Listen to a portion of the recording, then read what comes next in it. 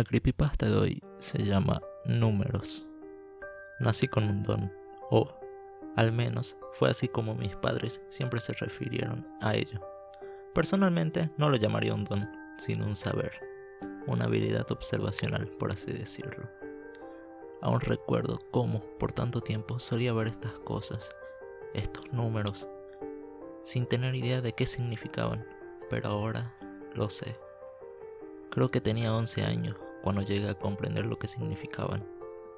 Veía televisión con mis padres cuando apareció un boletín en las noticias sobre una mujer en Oxford que había sido sentenciada por el asesinato de 17 personas. Conforme veía la grabación de ella siendo escoltada al juzgado, ahí estaba, el número 17, flotando justo por encima de su cabeza, como un halo de malicia. En ese momento me di cuenta de que estos números no eran aleatorios, representaban personas. Cada número que veía significaba el número de personas que ese individuo mataría durante su vida. Vi al mundo de manera muy diferente luego de ese día. En un día normal, al caminar por la escuela y hacia mi casa, veía un mar de ceros y quizás algunos unos. A veces podría caminar al lado de un sujeto por la calle y el número 3 flotando por encima de su cabeza me haría sentir intranquilo. En lo particular, nunca he conocido a nadie con un número más alto que 1. Y siempre me convencí a mí mismo con que esos unos se debían a algún accidente o algo por el estilo, nada tan siniestro como un homicidio. A medida que crecía, los números permanecieron consistentes. Cuando al fin les conté a mis padres sobre mi clarividencia, acordamos que lo mejor sería mantenerlo entre nosotros. La primera persona que conocí con un número más grande que 1 fue a Kyle. Conocí a Kyle en una fiesta que organizó uno de nuestros amigos mutuos. Congeniamos rápidamente, por tener muchos de los mismos intereses, pero siempre me sentía abatido cuando me concentraba en el 5 que se cernía sobre su cabeza. ¿5 personas? ¿Kyle? No me parecía posible y decidí que no lo iba a cuestionar. Después de 3 meses de amistad, me desperté una mañana ante la cantidad de mensajes en Facebook. Todos mis contactos estaban en frenesí por lo que le había sucedido a Kyle, pero nunca pude encontrar una respuesta clara de lo que sucedió hasta que bajé un poco por mi muro de inicio. Kyle había ido a una fiesta con su novia Amy. Se habían emborrachado bastante, pero Kyle decidió que aún se sentía apto para conducir a casa. 3,5 kilómetros de viaje, chocó con un auto que venía en dirección contraria luego de que Kyle girara en el lado incorrecto de la carretera. Las publicaciones decían que el accidente fue bastante grave y que su novia murió al instante. Por más sorprendente que era esta noticia, una parte de mí no podía evitar sentirse culpable. Había sabido que Kyle iba a matar a alguien, pero no pude haber sabido a quién o cuándo, ¿verdad? En tanto me seguía adentrando en las publicaciones, descubrí más cerca del auto contra el que Kyle había estrellado. El auto se volteó por el impacto y rodó hasta una cuneta al costado de la carretera.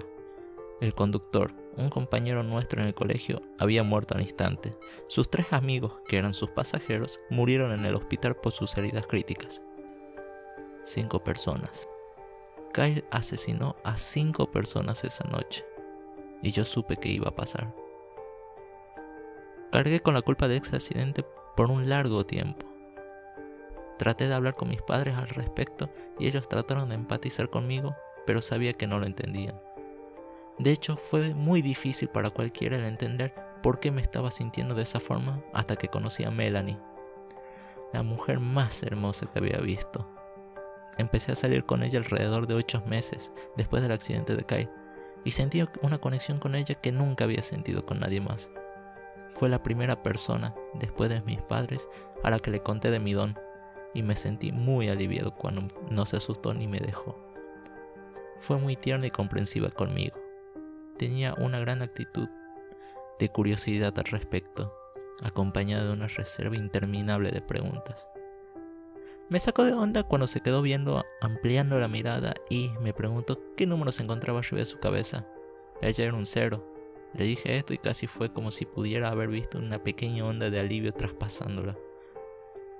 Yo amaba todas las preguntas que me hacía. Se sentía bien que finalmente fuera capaz de hablar con alguien al respecto y que estuviera genuinamente interesada en lo que tenía que decir. Habíamos sido novios por más de un año cuando me preguntó algo que mis padres nunca me habían preguntado. «Jamie, ¿podemos hablar?», se acercó con timidez. «Sí, por supuesto». «Pues siempre he querido preguntarte esto, pero nunca pude encontrar el momento indicado porque siempre me pareció un tanto personal». «Anda, estoy seguro de que para este punto no hay nada que puedas preguntarme que vaya a ser demasiado personal». «Bueno, está bien. Lo que me preguntaba es, cuando te ves en el espejo, ¿hay algún número encima de tu cabeza?». Alzó la mirada con curiosidad. Sus ojos grandes, verdes, estaban fijados en mí. «De hecho, sí. Cuando me veo en el espejo, puedo ver el número 13», le dije agachando la cabeza. «Oh, por Dios. ¿Hablas en serio?». «No, obvio que no», contesté, incapaz de contener la sonrisa que crecía en mi rostro. «Soy un 0, al igual que tú.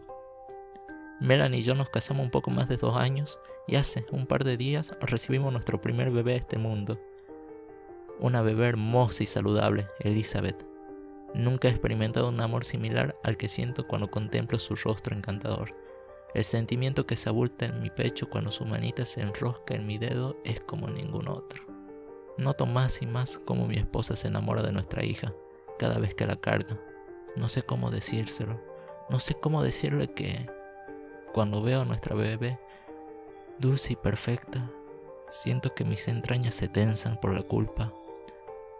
Porque cuando veo por encima de su rostro encantador, veo el número 148.327. Tampoco sé cómo decirle que el día que nuestra hija nació, el número de Melanie cambió de un 0 a un 1.